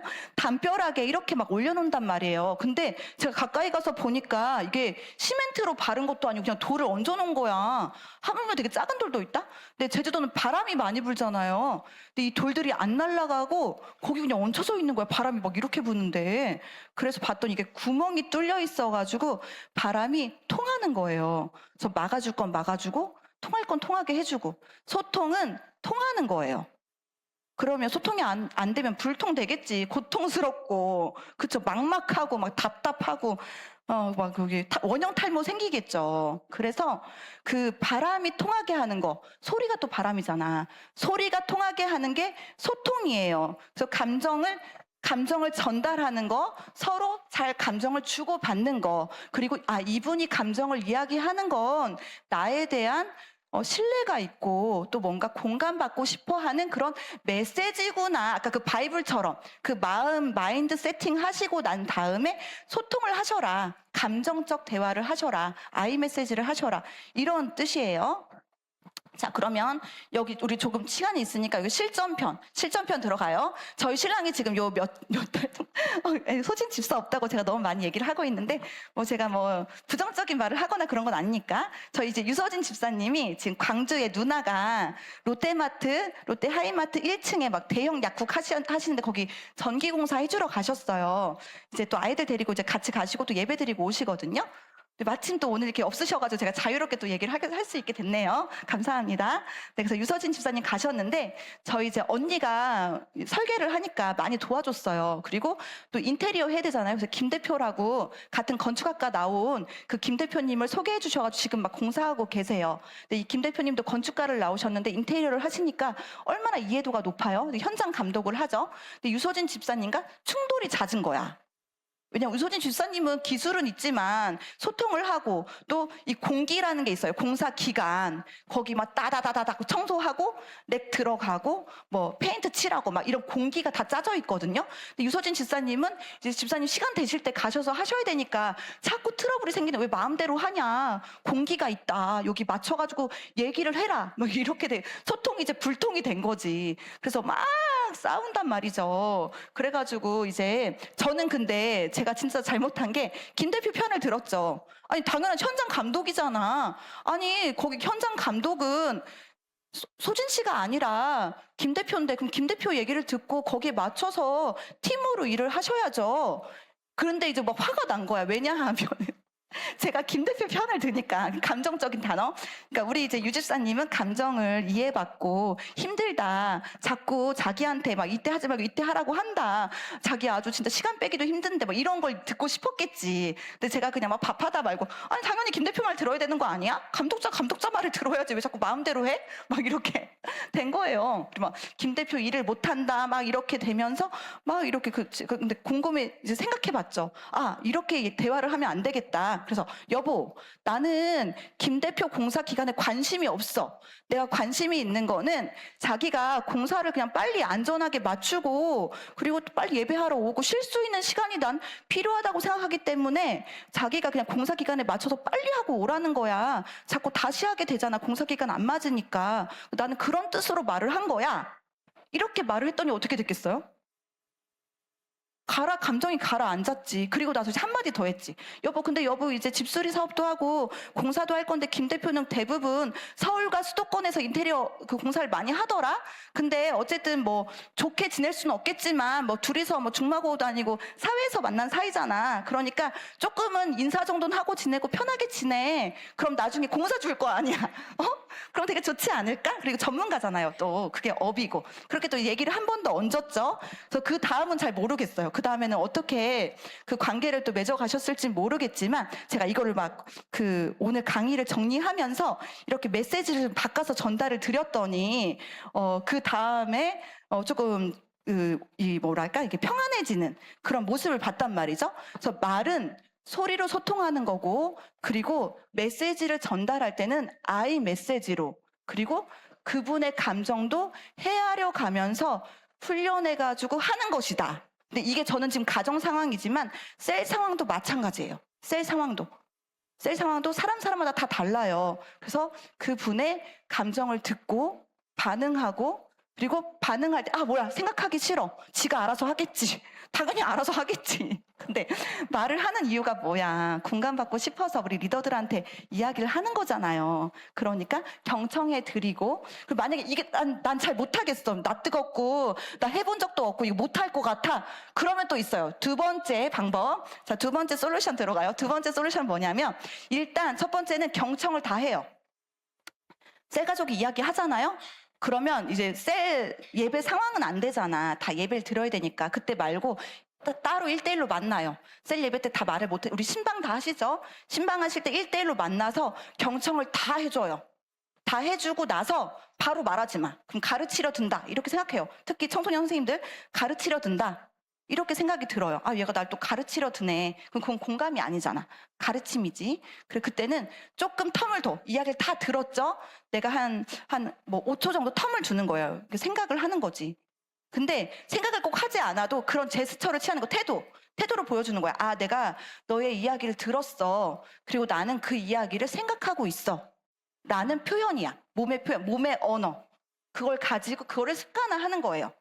그랬을 때 이제 또 소통이 이루어진다. 아, 이 리더는 말하는 게 조금 서툴고, 그리고 나한테 좀 가끔 가시돋친 말도 하고, 그렇지만 내 이야기를 들어주려고 노력하고, 그리고 내 이야기에 대해서, 고민해 주는구나, 라는 몸의 언어의 메시지인 거예요. 그래서 이런 태도, 친구랑 대화할 때도 마찬가지로 이런 태도를 연습하시면 또 어느 정도 소통이 또 이루어지는 통로가 될 수 있다라고 이야기해 드리고 싶어요. 예. 특히 우리 바쁜 엄마들 계시죠? 바쁜 엄마들을 위한 솔루션. 특히 바쁜 엄마, 전 또 셀리더고 바쁜 엄마하고 공부도 하고 막 이러잖아요. 그래서 제가 사용하는 방법은 어떤 거냐면, 특히 또 우리 권사님들도 엄청 바쁘세요. 일정이 있으시고 막 기도해야지, 또 살림해야지, 또 식사도 차려줘야지, 전도도 나가셔야 되고, 돌파기도 하셔야 되고, 중보기도 가셔야 되지, 모임, 저희 또 무수히 많은 모임에 참석하셔야 되다 보니까 우리가 뭐를 놓치냐면, 제가 어제 회개기도를 했어요. 어떤 회개기도를 했냐면, 온전히 집중해야 될 거에 내가 집중하지 않고 너무 스킵하면서 지나가는구나. 근데 제가 집중해야 될 게 뭐예요? 영혼이잖아요. 저희 셀 가족, 내가 섬기는 영혼, 그리고 내가 너무 뭔가 모임을 하는 거에 집중되어 있구나. 사실 나는 복음을 전하려고, 이분에게 예수님을 전하려고 나 이걸 하고 있는데, 내가 왜 이렇게 모임을 막 추진하는 거, 이런 거에 너무 내 에너지가 가고 있다라는 생각이 들면서 반성했어요. 우리가 바쁠지언정 우선순위가 있잖아요. 그래서 그 우선순위를 내가 조금 시급하고 다급한 거에 두고 있었구나. 이런 마음이 들어서 정말 회개하는 마음으로 이제 기도를 했던 게 너무 기억이 나는데, 바쁜 사람일수록 어떻게 되냐면, 첫 번째는 내 셀 리더가 셀 가족이 이야기를 한다. 내 베스트가 이야기한다. 또는 가족 중에 내가 전도해야 되는 예수님 모르는 분들이 나한테 이야기를 하고 있다. 그러면 핸드폰을 보지 마. 핸드폰을 내려놔야 돼요. 핸드폰을 보면서 이야기하는 건 일단 경청이 아니잖아요. 그리고 이분도 알아요. 내가 진짜 바쁘고 할 일이 많고 막 답도 해줘야 되고 이런 분이고 다 알아요. 다 아는데 내가 온전히 이분이 나에게 이야기를 시작했을 때 핸드폰을 그냥 덮고 내려놓는 거예요. 그리고 아이 컨택을 해드려요. 아이 컨택을 해드리고 그 이야기를 듣는 거예요. 일단 이것 자체가 벌써 소통이 시작됐죠. 첫 번째는 핸드폰 내려놓고 이야기 듣기. 근데 그거는 모든 분들도 다 마찬가지예요. 어떤 상황이든 사람이 이야기를 할 때는 핸드폰을 내려놓고 눈을 보면서 정중하게 그 이야기에 반응하시는 거예요. 바쁠 때일수록 더. 그랬을 때 상대방은 아, 내가 존중받는구나. 이런 메시지를 느껴요. 특히 아이들 막 이야기할 때 어른들 막 핸드폰 보면서 막 이야기한단 말이죠. 그렇게 하시면 안 돼요. 이 아이들은 우리의 미래예요.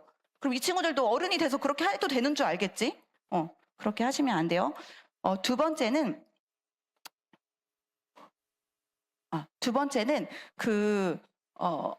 나의 상황을 이야기해 주는 것도 에너지가 쓰여요.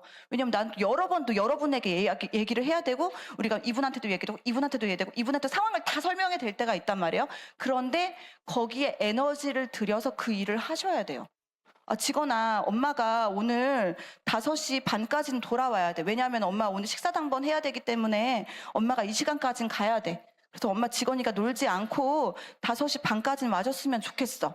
그리고 너가 핸드폰이 없으니까 학원 출발할 때 만약에 너의 일정이 좀 뭔가 변경이 생기면 엄마한테 전화해서 알려줘야 돼. 그래야 엄마가 밥을 차려놓고 너를 안 기다릴 수 있을 것 같아. 전 이렇게 얘기하니까 화가 잘 안 나는 거예요. 그리고 직원이도 제가 이제 이야기를 하면 그거에 대해서 반응을 하려고 노력해요. 그래서 며칠 전에 편지를 써놓고 놀러 갔더라고요. 그날 제가 또 기다리는 날인데 얘가 엄마 저 그 무슨 비빔밥이었더라? 최근에 봄동 비빔밥, 저 김진 집사님 댁에서 요리 교실을 하고 봄동 비빔밥을 많이 먹었어요. 바로 리더 모임으로 갈게요. 그 제가 그거를 냉장고에 처음 써서 처음 냉장고에다가 딱 붙여놨어요. 직원이도 생각나고 나도 생각나고 너무 기분이 좋은 거예요. 직원이가 엄마를 너무 배려한다는 느낌이 들었어. 그래서 엄마 진짜 기분 좋아. 직원아 너무 고마워. 그 얘가 일부러 들려서 그 글을 써놓고 나간 거잖아요. 너무 감사함과 기쁨과 또 엄마의 충만한 마음으로 표현을 해줬어요. 저희 집의 대화는 대부분 이렇게 이루어져요. 제가 되게 바쁘잖아요. 그래서 직원아 엄마 오늘 세이브 칠드런 가야 돼가지고 엄마 5시까지는 돌아올 건데 그 전에 너희들이 먼저 오면 간식 먹고 있어. 그리고 제가 만약에 아이들을 아침에 바쁘다 보면 미처 챙기지 못할 때가 있잖아요. 그럼 편지를 써놓고 나와요. 그래서 이렇게 먹고 있어. 그리고 만약에 어디 갈 거면 또 편지 써놓고 나가. 이렇게 얘기를 해요. 그래서 근데 한 번에 안 될 때도 있어요. 그럼 또 얘기해 주는 거죠. 그렇게 하고 있어요. 자, 그리고 이제 화해와 용서가 있어요. 대부분 이 화해와 용서는 어디랑 관련이 있냐면 권위랑 관련이 있어요.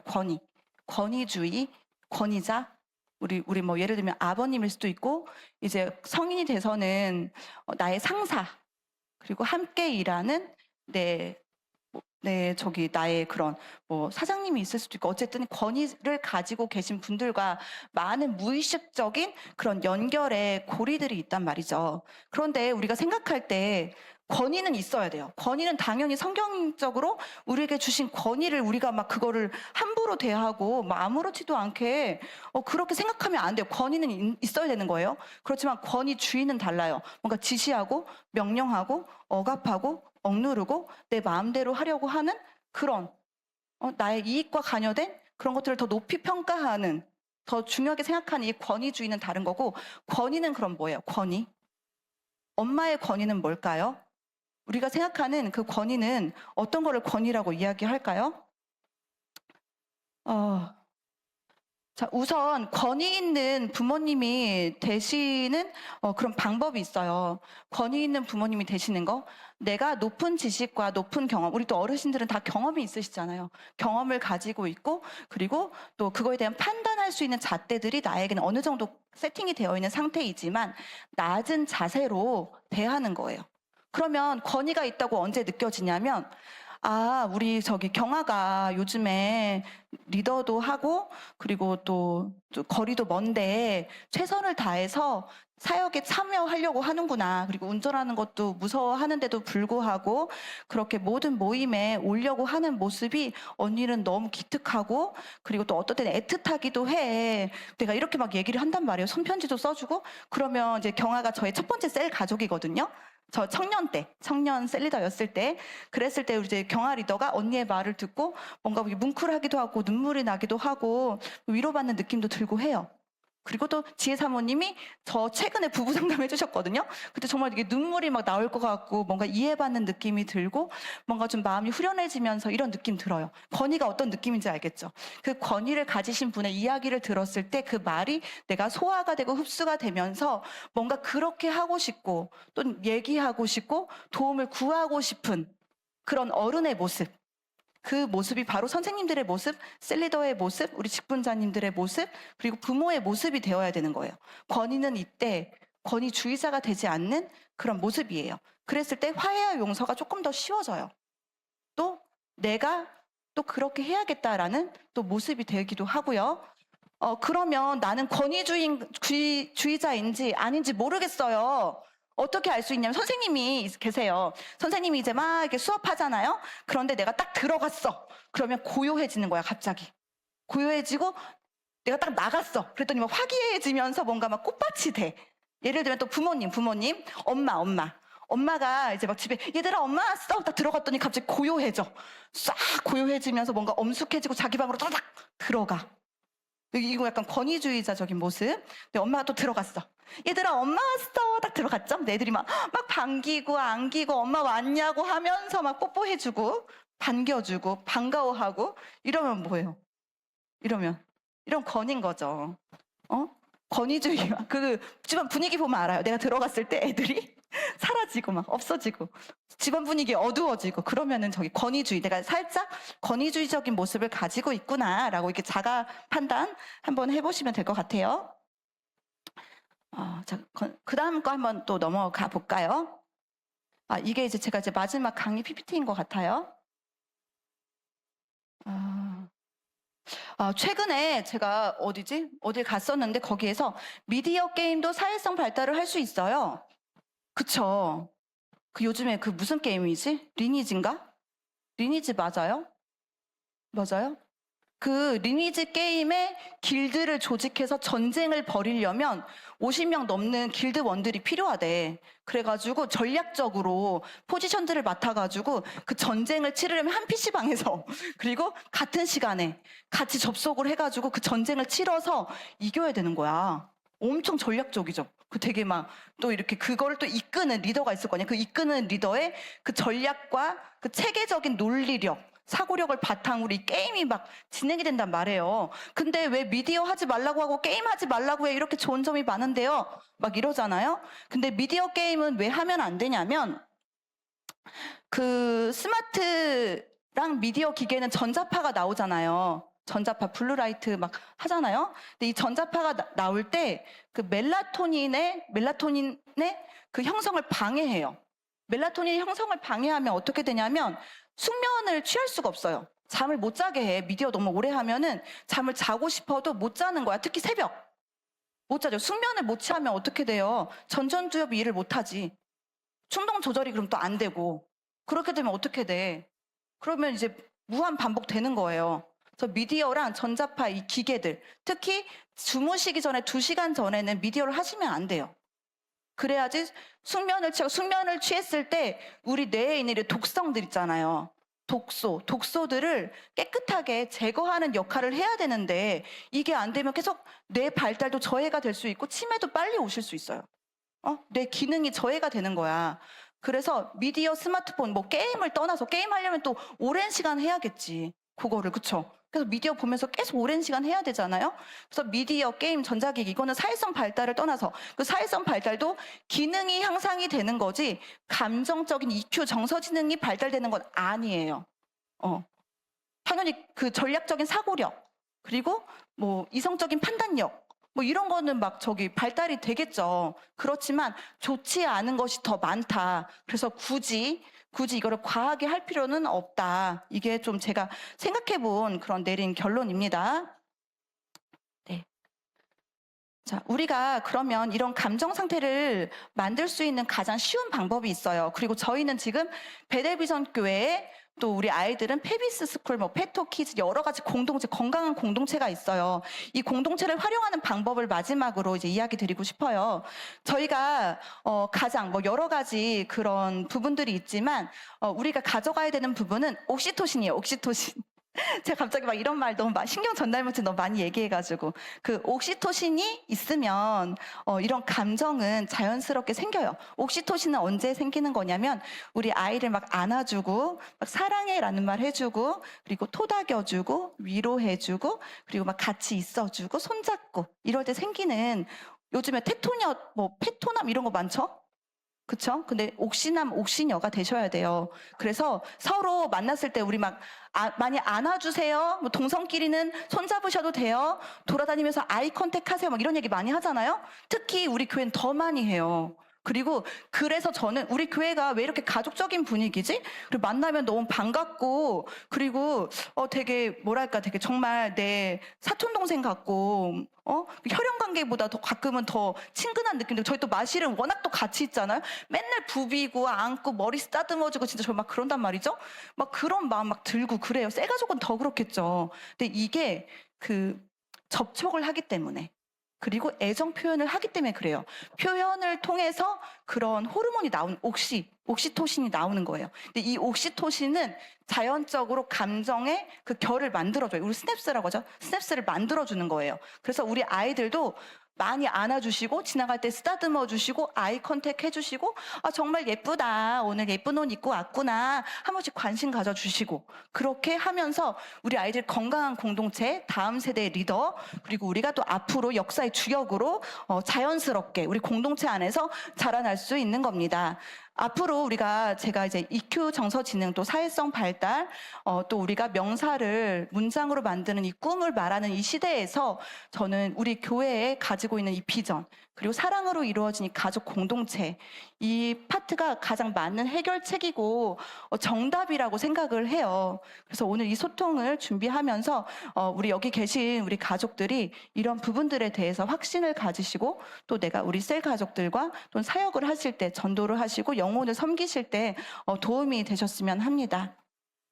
네, 제가 준비한 강의는 여기까지고요. 네, 이거는 제가 정리를 해보았어요. 한번 정리해볼까요? 감정을 이해하고 조절하는 능력은 EQ와 정서지능이었는데, 매일의 작은 변화가 큰 행복을 만들어요. 그래서 감정을 구체적으로 이름 붙여주고 표현해주는 거, 그리고 감정에 귀 기울여주고 공감하고 사랑을 표현하는 것은 훈련이 필요하다. 한순간 되는 것이 아니다. 네, 그리고 지속적인 실천을 통해서 유대감이 깊어지면 서로를 이해하는 마음, 그리고 아까처럼 옥시토신이 나올 수 있게 하는 그런 접촉, 아이 컨택, 핸드폰이랑 이야기하지 않고 눈을 보며 이야기하는 그런 모습들이 마음이 자라나게 하죠.